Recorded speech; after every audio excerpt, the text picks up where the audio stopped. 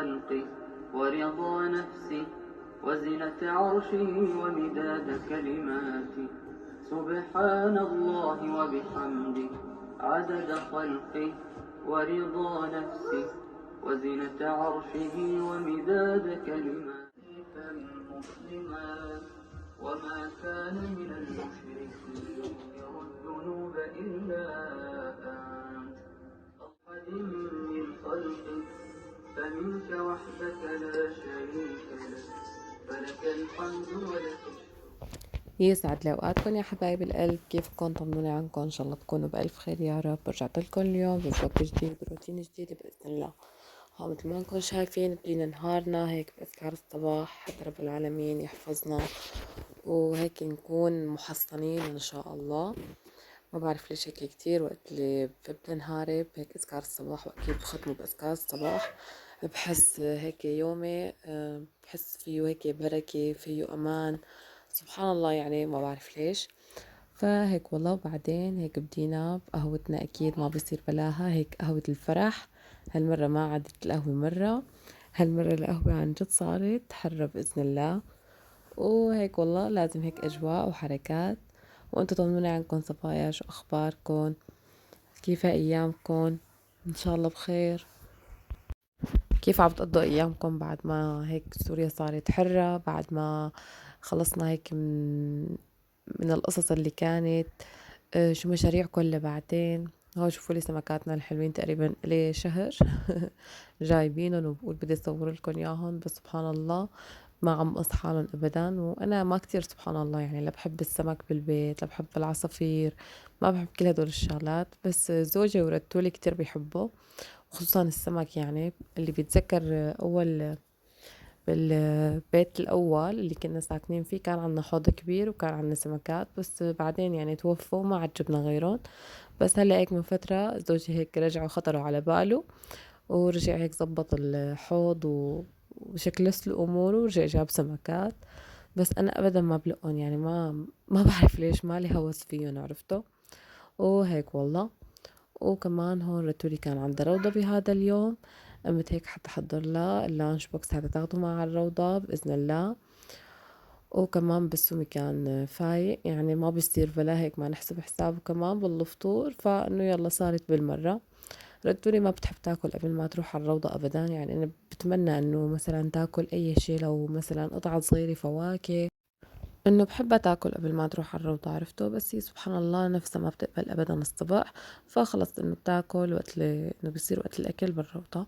لا بس امي ما شاء الله سبحان الله عكس اخته، يعني خلص بفيق الصبح فورا على الاكل، انه بده يفطر بعدين ببلش نهاره. هذا الولد صحي سبحان الله الله يحميهم يا رب. فهيك عملت لهم سندويشات جبنة قش أموال على السخانة، كتير بيحبوها أولادي، وكمان بيحبوها مع التوست كمان.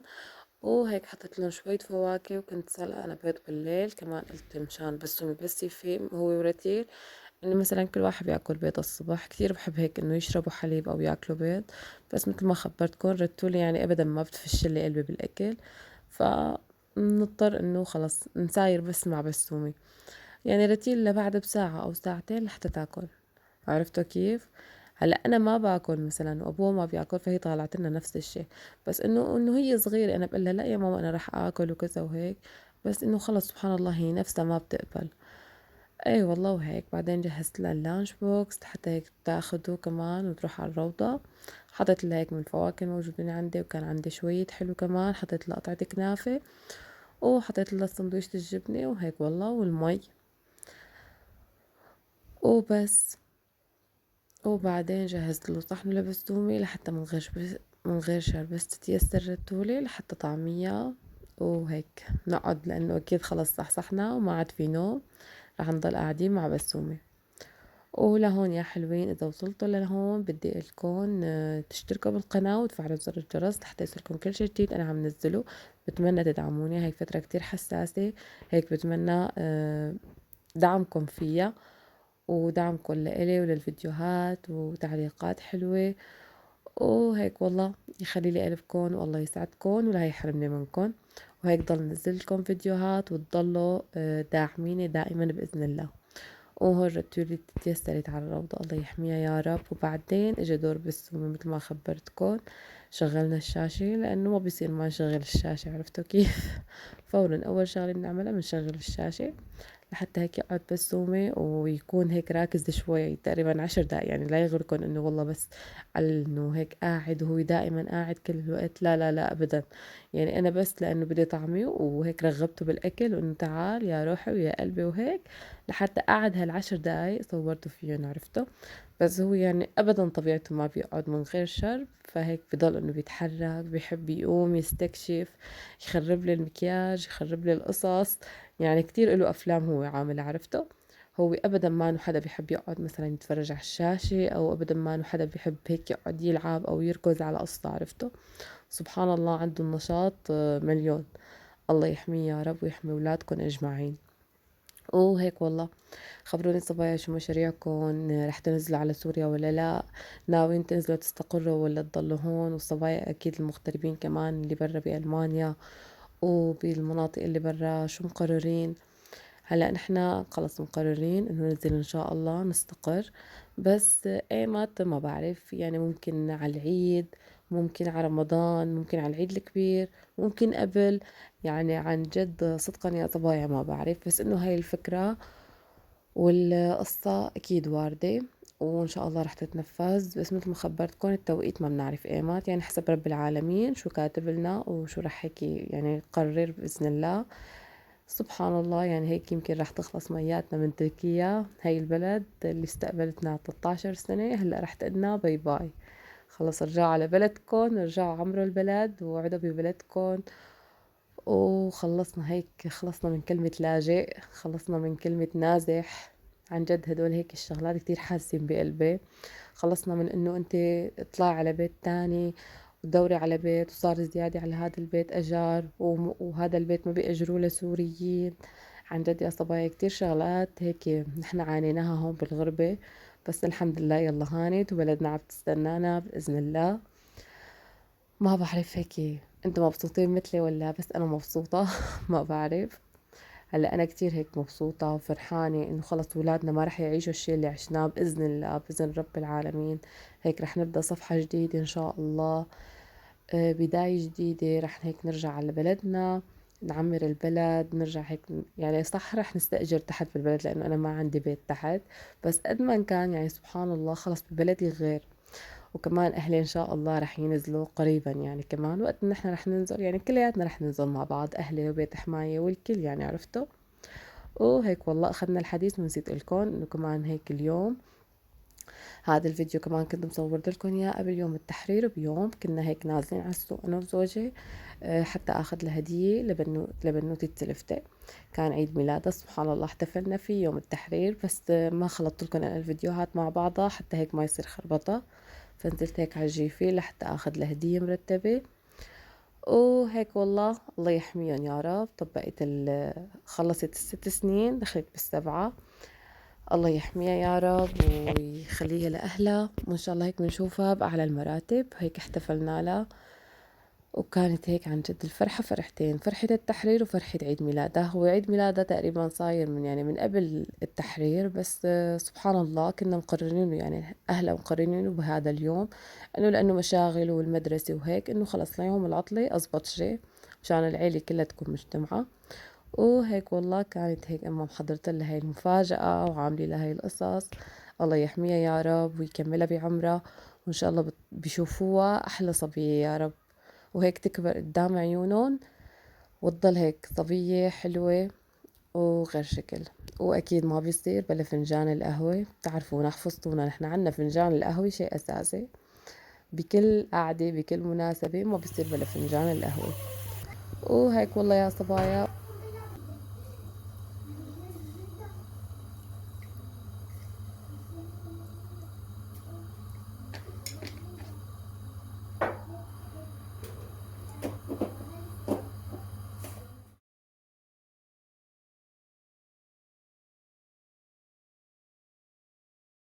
هذا اليوم كان الجو كتير مطر وكتير برد، فقلت مالي غير أعمل شوربة العدس. عن جد غير شكل، صرنا هيك مثل الأمهات وقت اللي خلص شافوا غيمتين بالسما يالّا لنقوم نعمل شوربة العدس. عن جد كتير طيبة وهيك غير شكل، يعني وقت هيك بنحط لها ليمون وخبز والخبز المقلي أنا عندي إياه جنبها أساسي، عن جد غير شكل. أول شي بنغسل العدس كتير منيح وبنحط له المي اللي بتناسبه، بعدين بنضيف عليه معلقة توم كبيرة، هيك بيكون يعني تقريبا مثل هالوقت غلى هيك واستوى، يعني فتحت حبة العدس على النار، فبنضيف عليه معلقة توم ومعلقة ملح الليمون او ليمون، انتو شو بتحبوا. انا بحط شوية ملح الليمون لانه بحب اعصر عليها ليمون، وكمان بضيف معلقة نعناع يابس، عن جد كتير طيبة بتطلع معها، وكمان بحط ملح، وبس بتصير عنا اطيب شوربة جاهزة. نحنا بنقلها عدس بحامض. كتير عنا اياها مشهورة وطيبة هاي الاكلة، يعني خصوصا بالبردات غير شكل. عن جد كتير لذيذ، صبايا جربوها. وبعدين انا هيك بعملها ضربة هيك على البلندر لحتى هيك تنعم ويصير قوامها حلو.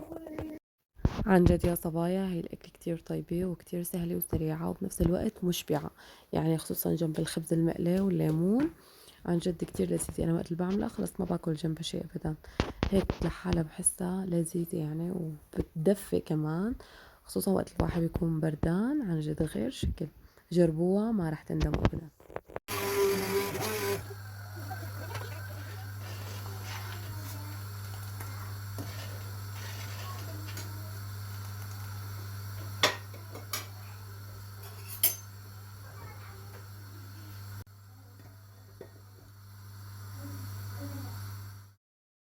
وهون عنا صارت جاهزة، ويا عين عن جد غير شكل. عصرت لها هيك عصرة ليمون وحطيت لها الخبز المقلي وكلوا منها، عن جد غير شكل وكتير طيبة. ومثل ما خبرتكن جربوه بهاي الطريقة، هيك شوية حامض وشوية توم ونعناع، وغير شكل رح تدعولي عن جد.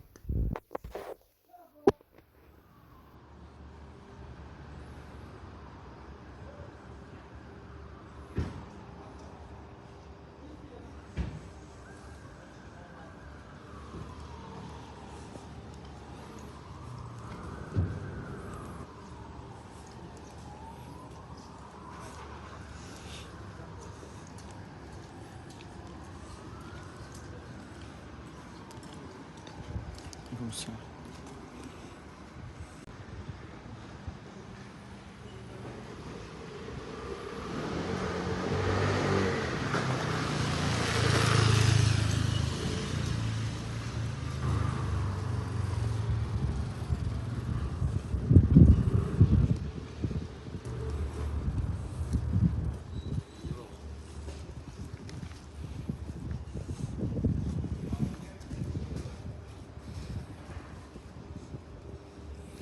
وهون يا صبايا بعد ما تحررت سوريا وبعد ما فرحنا وخلصنا وهيك، يعني لازم بقى نعمل هيك جمعة مرتبة. فكانت مرت عمو عاملة هاي الجمعة إلنا وللجيران. عن جد كتير انبسطنا وكتير تسلينا، هيك قبل بيوم حضرنا هاي الأكلات وجهزناها وشكلسنا كل الأمور لحتى هيك يجوا جيراننا ونحتفل نحن وياهم بالتحرير وبالنصر بإذن الله. كنا هيك عاملين الكبة المقلية واليالنجي، وكمان مرت عمو دوقتهم للجيران هاي الشوربة اللي نحن بنعملها اللي بنحط لها حمض وتوم، لأنه هني ما بيعملوها، فكتير كمان حبوها وعجبتهم.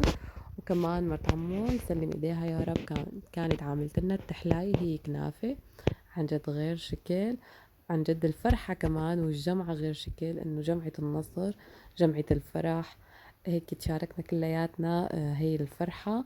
وسبحان الله ما بنعرف إذا رح نرجع نشوفهم لجيراننا، لأنه شي من الشام شي من حلب، يعني سبحان الله مشكلين، بس إن شاء الله رح نرجع نشوفهم وهيك نضل رفقة دائما ونضل صحبة كمان بإذن الله. وكمان ما بيصير بلا فنجان القهوة، عن جد غير شكل. وهيك قهوة النصر، عرفتوا كيف؟ وهيك والله كانت جمعتنا. عن جد اشتهيت كل حدا غالي على قلبي، واشتهيتكم كلكم يا صبايا هيك تكونوا معنا بهاي الجمعة. ولهون هيك وصلت معكم لنهاية الفيديو، بتمنى تكونوا حبيتوا استمتعتوا فيه، بتمنى تكونوا عم تحبوا فيديوهاتي وعم تعجبكم. وبدي لكم لا تنسوني من دعمكم، لأنه أنا كتير مثل ما خبرتكم بحاجة لدعمكم للقناة لحتى هيك ضل مستمرة معكم ونزلكم فيديوهات حلوة بإذن الله. ولهون والله خلص الفيديو، بحبكم كتير وبشوفكم إن شاء الله بفيديو جديد. سلامات يا أحلى عيلة بالدنيا كلها.